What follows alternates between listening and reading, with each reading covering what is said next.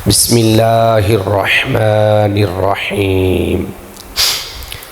سورۃ التغابن مدنیہ۔ اس سورہ مبارکہ کی کل 18 آیات ہیں، 2 رکوع ہیں۔ نزول کے اعتبار سے اس کا نمبر 108 ہے، تلاوت میں 64 ہے۔ تلاوت کے اعتبار سے اس کو ہم ترتیب توقیفی بھی کہتے ہیں۔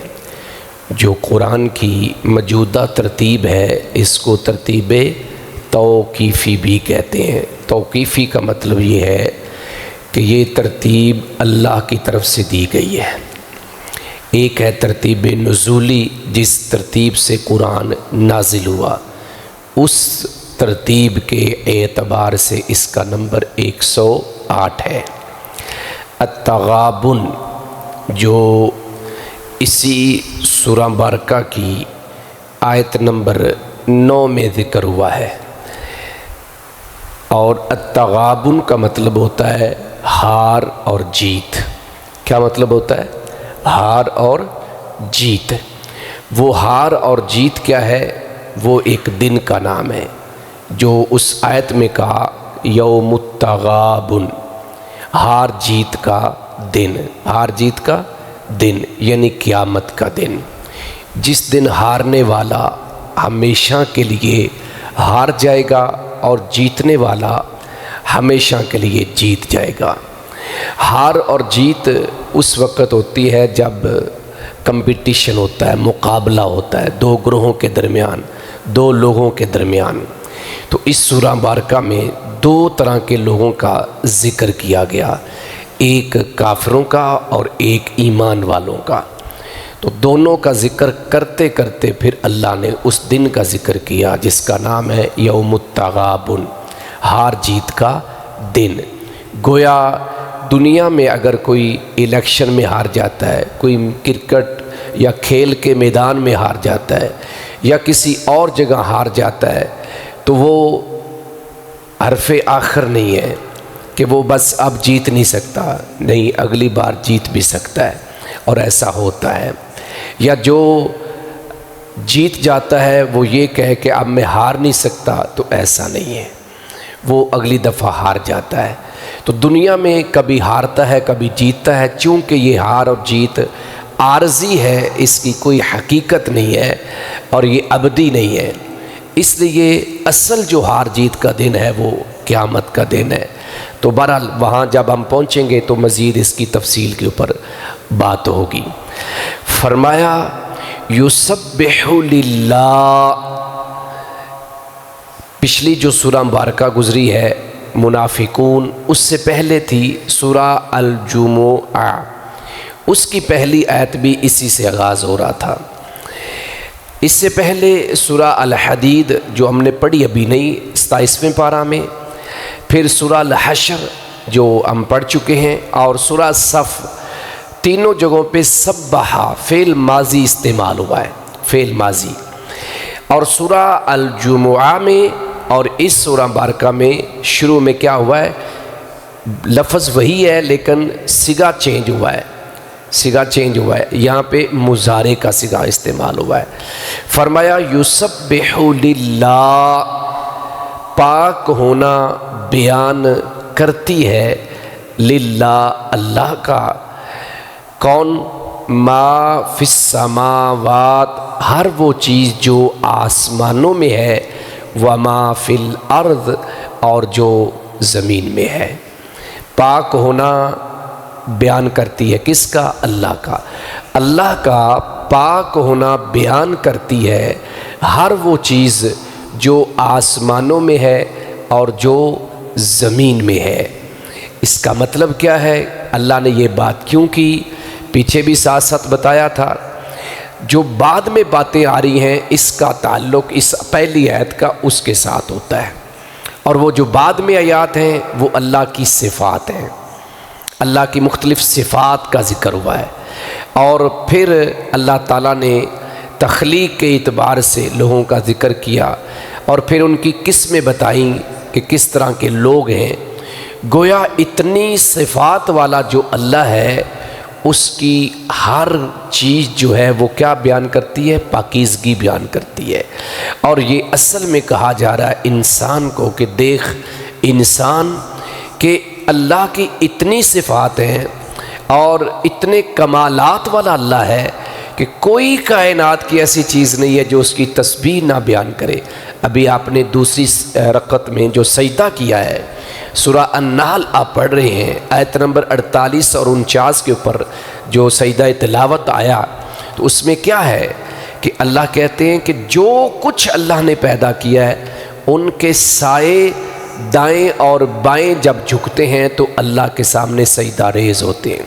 یعنی ایک کافر انسان بھی ہے تو اس کا سایہ بھی اللہ کو سجدہ کرتا ہے۔ اور پھر جو کچھ اس کائنات میں ہے، چوپائے ہیں، جانور ہیں، درندے ہیں، جو بھی مخلوق ہے وہ سب کے سب اللہ کو سجدہ کرتے ہیں۔ کس طریقے سے کرتے ہیں؟ جیسے اللہ نے ان کے دماغ میں بات بٹھا دی ہے۔ اور پھر انسان کی اللہ رب العزت نے تخلیق کے اوپر اس سورہ مبارکہ میں بات کر کے بتایا کہ دیکھ انسان کہ ساری مخلوقات میں سے تمہیں منفرد انداز میں پیدا کیا ہے، جو عقل فہم جو تیری شکل و صورت بنائی ہے وہ کسی کی نہیں بنائی، تو تیرا تو زیادہ حق بنتا تھا، تیری تو زیادہ ذمہ داری تھی کہ تو اللہ کی تسبیح بیان کرتا، لیکن تو ہی سب سے زیادہ باغی ہو گیا۔ تو یہ ساری چیزیں آگے آ رہی ہے۔ اللہ کی پاکیزگی بیان کرتی ہے یا اللہ کا پاک ہونا بیان کرتی ہے ہر وہ چیز جو آسمانوں میں ہے اور جو زمین میں ہے۔ لہ الملک، لام کا معنی ہوتا ہے لیے ہو، اس ضمیر ہے، الملک بادشاہی، اسی کی بادشاہی ہے۔ سورہ الملک کو پڑھ لیں، اس میں پوری وضاحت ہے، تبارک الذی بیدہ الملک۔ تو بادشاہی کس کی ہے؟ اللہ کی۔ اصل بادشاہ اللہ ہے، جس کی بادشاہی کو کبھی زوال نہ ماضی میں آیا ہے اور نہ کبھی آ سکتا ہے، کبھی نہیں آ سکتا۔ باقی دنیا میں جتنے بڑے سے بڑے بادشاہ ہیں ان کی بادشاہت ختم ہو گئی ہے، چاہے وہ زندگی میں ختم ہو گئی ہے، چاہے مرنے کے ساتھ ختم ہو گئی ہے، لہٰذا یہی زوال ہے۔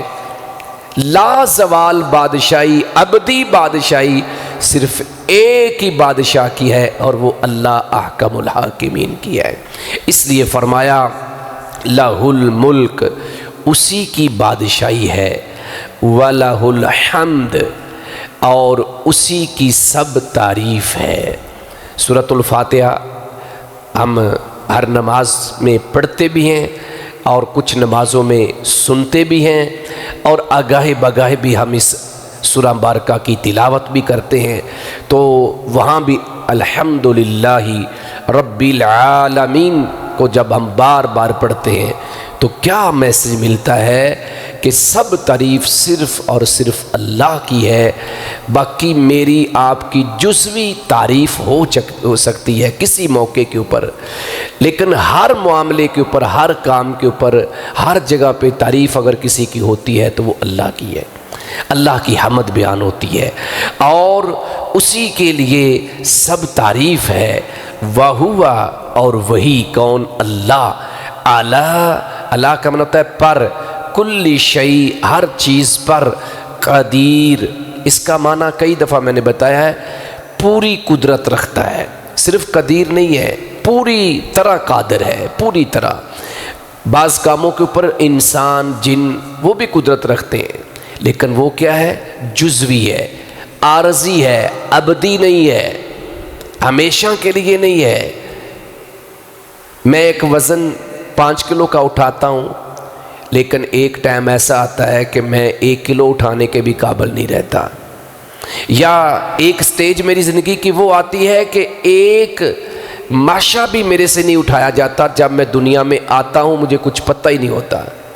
تو ہم کسی بھی صورت میں پوری طرح قادر نہیں ہیں، پوری طرح قادر، پوری طرح قدرت صرف اللہ کے پاس ہے۔ کسی دور میں، کسی سٹیج کے اندر وہ قدرت کے اندر پیچھے نہیں ہوا یا اس کی قدرت میں کمی نہیں آئی، اس لیے فرمایا اور وہی ہر چیز پر پوری قدرت رکھنے والا ہے، ہر چیز پر پوری قدرت رکھنے والا ہے۔ پھر فرمایا یہ اب دیکھیں نا اللہ کی تسبیح، اللہ کی پاکی بیان کیوں ہو رہی ہے کہ وہ بادشاہ ہے تو بادشاہ کی تعریف ہوتی ہے، وہ سب تعریفوں کے لائق ہے تو اس کی تعریف ہوتی ہے، ہر چیز پر قادر ہے تو اس کی تعریف ہوتی ہے، پھر وہ خالق ہے۔ یہاں تو ایک کمپیوٹر کا جو موجد ہے تو ہم کہتے ہیں جی کیا کمال کا اس نے کر دیا، ایک کمپیوٹر اور کمپیوٹر کو بنانے والے کا، اور پھر جس نے کمپیوٹر کو بنایا ہے، جس انسان نے، اس انسان کو جس نے بنایا اس کا کوئی کمال نہیں۔ سوچنے والی بات تو یہ ہے نا، ایک بلب بنانے والے کی تعریف ہو اور اس کے اوپر باقاعدہ چیپٹرز لکھے جائیں انگلش کی بکس کے اندر، دیگر بکس کے اندر، اور جس نے اس کو بنایا ہے اس کے اوپر بات ہی نہ ہو۔ فرمایا هو الذی، وہی ہے۔ اس کے اوپر میں نے کئی دفعہ کہا کہ جب یہ اکٹھا آتا ہے تو ویسے اس کا ترجمہ ہوا میں نہ وہ، اللہ زی کا معنی بھی وہ ذات، تو دونوں جب اکٹھے آتے ہیں تو ترجمہ کیا ہے؟ وہی ہے، اس کے علاوہ کوئی ہے ہی نہیں۔ کیا؟ خالقکم، جس نے تمہیں پیدا کیا، جس نے تمہیں پیدا کیا۔ اللہ اکبر، وہ خالق ہے جس نے ہمیں پیدا کیا، وہی ہے جس نے تمہیں پیدا کیا۔ فَمِنْكُمْ، پھر تم میں سے، پھر تم میں سے، فام کا معنی پھر، من معنی سے، کم تم میں سے، کافر ناکرہ ہے، کچھ کافر ہیں، یعنی اللہ نے تو تمہیں مسلمان ہی پیدا کیا تھا، فطرت اسلام پر پیدا کیا تھا۔ ما من مولود الا یولد علی الفطرہ، بخاری مسلم کی روایت ہے کہ جو بھی دنیا میں بچہ آتا ہے وہ فطرت اسلام پر پیدا ہوتا ہے۔ فَأَبَوَاهُ يُهَوِّدَانِهِ أَوْ يُنَصِّرَانِهِ أَوْ يُمَجِّسَانِهِ، پھر اس کے والدین کوئی یہودیت کی طرف لے جاتا ہے، کوئی عیسائیت کی طرف لے کے جاتا ہے، کوئی مجوسیت کی طرف لے کے جاتا ہے۔ اور اگر آج کے مسلمانوں کے فرقوں کی بات کریں، جس کا جس گروہ اور فرقے کے ساتھ تعلق ہوتا ہے وہ اپنی اولاد کو اسی طرف لے کے جاتا ہے۔ وہ الگ بات ہے کہ شعور آتا ہے، سمجھ آتی ہے، کوئی کوشش کرتا ہے، محنت کرتا ہے تو وہ دوبارہ صراط مستقیم کی طرف پھر لوٹ آتا ہے، لیکن اللہ نے سب کو مسلمان پیدا کیا۔ ہوا کیا؟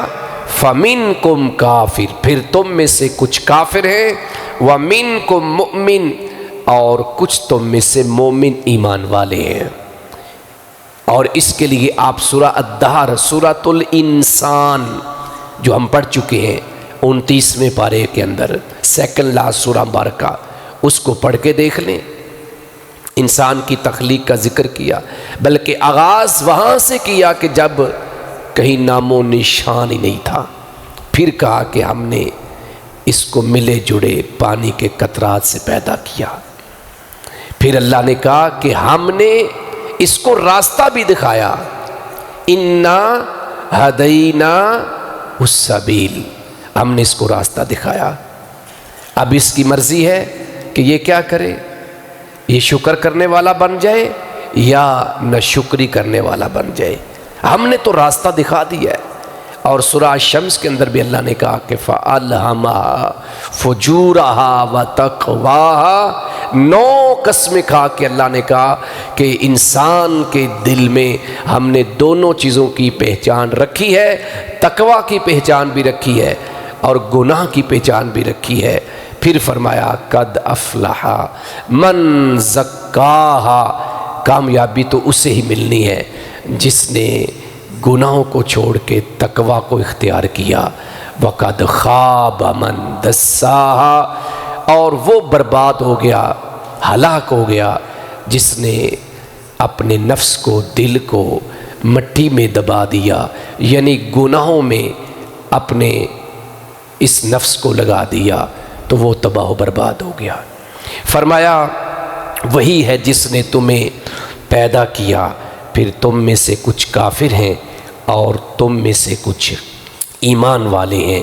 واللہ اور اللہ، بیما جو تم، با کا لفظ ملتا ہے ساتھ، ما جو، اور تعملون تم عمل کرتے ہو، اور اللہ جو تم کر رہے ہو، اور اللہ جو تم کر رہے ہو، بصیر خوب دیکھنے والا ہے، خوب دیکھنے والا ہے۔ یہ نہیں ہے کہ اللہ نے تمہیں پیدا کیا اور ایسے چھوڑ دیا، تم جو چاہو کرتے پھرو، نہیں، تمہارے لیے حساب کا ایک دن بھی ہے۔ یہ یوم التغابن جو ہے وہ آنا ہے، اس لیے وہ دیکھ رہا ہے کون کیا کرتا ہے، کفر کرتا ہے، ایمان لاتا ہے، نیکیاں کرتا ہے، گناہ کرتا ہے، ایک ایک چیز کا ریکارڈ اس کے پاس محفوظ ہے۔ بلکہ یہاں تک اللہ نے کہا کہ انسان سب کچھ بھول چکا ہوگا، لیکن اللہ تعالیٰ اس کی زندگی کے ایک ایک لمحے کو اس کے سامنے پیش کر دے گا، ایک ایک لمحے کو۔ کوئی زندگی کا ایسا گوشہ نہیں ہے، کوئی ایسا لمحہ نہیں ہے، وہ خلوت کی زندگی ہو، وہ جلوت کی زندگی ہو، غاروں میں چھپ کے گناہ کیا گیا ہو، بند کمروں میں کیا گیا ہو، وہ سب جانتا ہے، وہ سب جانتا ہے، اس کی خبر رکھنے والا ہے۔ اور اللہ جو تم کر رہے ہو کیا ہے؟ پوری طرح خبر رکھنے والا ہے، یا خوب دیکھنے والا ہے۔ خوب بصیر ہے، بلکہ خبر نہیں ہے، خوب دیکھنے والا ہے۔ خلق السماوات والارض بالحق، اس نے آسمانوں کو پیدا کیا اور زمین کو پیدا کیا بالحق، حق کے ساتھ۔ یا حق سے مراد کیا ہے؟ یا حق سے مراد ہے کہ آسمان اور زمین کی تخلیق کا جو مقصد تھا، اس مقصد کے تحت پیدا کیا۔ کیسے پیدا کیا؟ کس کو کہاں پیدا کیا؟ زمین کو نیچے کیوں بچھایا؟ آسمان کو کیوں اٹھایا؟ یہ حق تھا، یہ حکمت تھی اس کی، جو میں اور آپ شاید نہیں سمجھ سکتے۔ گو کہ سائنسدان اللہ کی اس طرح عبادت نہیں کرتے جو کافر ہیں، بلکہ کئی منکر ہیں اللہ کے، لیکن وہ بھی کہتے ہیں کہ اگر یہ آسمان نہ ہوتا تو زمین پر زندگی ممکن نہیں تھی۔ کتنی ایسی چیزیں ہیں جو نظام شمسی کے ساتھ، کئی ایسے سیارے ہیں جن کو یہ آسمان روکے ہوئے ہے۔ اگر یہ آسمان نہ ہوتا تو وہ ساری چیزیں انسان کی زندگی کو ختم کر دیتی، انسان کا وجود زمین پہ ممکن نہیں تھا۔ پھر زمین پر اللہ رب العزت نے مختلف موسم دیے، مختلف، اور پھر انسان کی طبیعت کے مطابق اس کے کھانے کی چیزیں پیدا کی۔ یہ سارا کچھ کیوں کیا؟ انسان کی جو زندگی ہے دنیا کی، اس کے لیے کیا، اور اس سے مطالبہ ایک ہی کیا کہ ساری نعمتیں استعمال کرو، لیکن نعمتیں استعمال کر کے بغاوت کی بجائے شکر گزاری کرو۔ وہ کم لوگ ہیں جو شکر گزاری کرتے ہیں۔ فرمایا اس نے آسمانوں اور زمین کو حق کے ساتھ پیدا کیا، وَصَوَّرَكُمْ، اب انسان کی بات آ گئی، اور اس نے تمہاری صورتیں بنائی۔ اللہ اکبر، شکل و صورت بنانے والی اللہ کی ذات ہے۔ سورہ آل عمران کا آغاز ہے نا، وہاں بھی هُوَ الَّذِي يُصَوِّرُكُمْ فِي الْأَرْحَامِ، دنیا میں ایسا کوئی مصور پیدا ہی نہیں ہوا، جتنا بھی وہ بہت آرٹسٹ یا بہت بڑا وہ کہہ لیں کہ ماہر مصور ہے، تصویر بنانے والا ہے، نہیں کر سکتا۔ پانی سے تصویر کیسے بنائے گا؟ وہ سوچنے والی بات ہے نا۔ وہ تو پینسل سے گھڑ لے گا، پتھر کو تراش لے گا، لکڑی کو تراش لے گا، یہی کر سکتا ہے نا۔ پانی سے تصویر کیسے بنا لے گا؟ پانی تو کہیں رکتا ہی نہیں ہے۔ ایک قطرے کو پکڑے نا اپنے ہاتھ میں ذرا، ایک قطرے سے میں اور آپ پیدا ہوئے نا، ایک قطرے سے تمام انسان، 2 لوگوں کو چھوڑ کے، 3 لوگوں کو چھوڑ کے، آدم علیہ السلام، حوا علیہ السلام اور حضرت عیسیٰ علیہ السلام، باقی سب پانی کے قطرے سے پیدا ہوئے۔ تصویریں تو ان کی بھی بنی، لیکن بات ہو رہی ہے پانی کے قطرے کی، کوئی نہیں کر سکتا۔ وہ ہے وَصَوَّرَكُمْ، اور اس نے تمہاری صورتیں بنائی۔ اللہ اکبر۔ فَأَحْسَنَ صُوَرَكُمْ، فا کا معنی تو، احسانہ خوبصورت طریقے سے بنانا، تو تمہاری صورتیں بہت اچھی بنائی، بہت اچھی۔ کوئی رنگ کا گورا کالا ہے یہ فرق نہیں پڑتا، تمام مخلوقات میں سے اگر کسی کو خوبصورت اللہ نے بنایا ہے تو وہ انسان کو بنایا ہے۔ اس کے لیے قرآن میں کئی جگہوں پہ سورہ 3 تو آپ عام سنتے پڑھتے ہیں، یاد بھی ہوگی، اس میں اللہ نے یہ کہا، 4 چیزوں کی قسمیں کھا کے اللہ نے کہا کہ ہم نے انسان کو بہترین شکل میں بنایا ہے۔ کسی اور کے بارے میں اللہ نے نہیں کہا، جنوں کے بارے میں نہیں کہا، فرشتوں کے بارے میں نہیں کہا، لیکن انسان کے بارے میں اللہ نے بارہا بار کہا کہ میں نے تمہیں سب سے خوبصورت بنایا ہے۔ اتنا خوبصورت ہو کہ اگر تو ایسے کام کرے کہ جو جانوروں والے ہوں، درندوں والے ہوں، تو پھر تیری ویلیو میرے ہاں 0 ہو جائے گی، جس کا ذکر اللہ نے سورہ الاعراف کے اندر بھی کیا ہے۔ پھر یہ چوپایوں سے بھی بدتر ہو جاتا ہے، بل ہم اضل بن جاتا ہے، جانوروں سے بھی گندا ہو جاتا ہے۔ فرمایا اور اس نے تمہاری صورتیں بنائی، تو تمہاری بہترین صورتیں بنائی۔ وَإِلَيْهِ الْمَصِيرُ، وہ کا معنی اور، الہ کا معنی طرف، ہی اس یعنی اللہ، اور اسی کی طرف لوٹ کر جانا ہے۔ المصیر لوٹ کر جانا، اور اسی کی طرف لوٹ کر جانا ہے۔ یعنی تم دنیا میں آئے ہو تو ہمیشہ کے لیے نہیں آئے، ہمیشہ کے لیے نہیں آئے، بلکہ دنیا سے جانے کے لیے آئے ہو، جس کا نقشہ اللہ نے سورہ البقرہ کی آیت نمبر 27 میں بھی کھینچا ہے، کیف تکفرون باللہ وکنتم امواتا فاحیاکم ثم یمیتکم ثم یحییکم ثم الیہ ترجعون۔ تم کچھ نہیں تھے، اس نے پیدا کر دیا، پیدا ہوئے، تمہیں مارے گا بھی، مارے گا تو تمہیں زندہ بھی کرے گا، صرف زندہ نہیں کرے گا، پھر اس کے پاس تمہیں لوٹ کے بھی جانا ہے۔ اس دن جس کے اوپر یہ سورت کا نام ہے، ساری یہ تمہید اس دن کے لیے بتائی جا رہی ہے کہ یہ ساری چیزیں ذہن میں رکھو، ہار جیت کا ایک دن مقرر ہے، اگر اس دن تم ہار گئے تو پھر ہمیشہ کے لیے ہار گئے۔ اللہ سے دعا ہے کہ اللہ ہمیں اس جیت کے لیے محنت کرنے کی توفیق دے، ہمت دے۔ دیکھیں نا دنیا میں ابھی یہ آج کل پھر الیکشنوں کی مہم چل رہی ہے، دن رات لگے ہوئے ہیں، چھوٹے سے چھوٹا، بڑے سے بڑا، جو بھی کوئی نہ کوئی سیاسی تھوڑا سا شوق رکھتا ہے وہ لگا ہوا ہے۔ اگر وہ کمپین میں نہیں شامل تو وہ کہیں چوکوں چوراہوں میں چائے والے ہوٹل پہ بیٹھ کے ضرور کہہ رہا ہوگا کہ فلانا کینڈیڈیٹ لگتا ہے زارا اس دفعہ جیت جائے گا، بڑی امید ہے فلاں کے جیتنے کی، وہ اتنا تو ضرور کر رہا ہوگا، کہیں نہ کہیں تبصرہ ضرور کر رہا ہوتا ہے۔ لیکن جو اصل جیت کا دن ہے، اصل جیت کا دن ہے، اس کے بارے میں کبھی سوچا ہی نہیں ہے کہ ہم وہاں بھی جیت جائیں، کبھی کمپین بھی نہیں چلائی، نہ گھر کے اندر ہم کمپین چلاتے ہیں۔ کمپین کیا ہے؟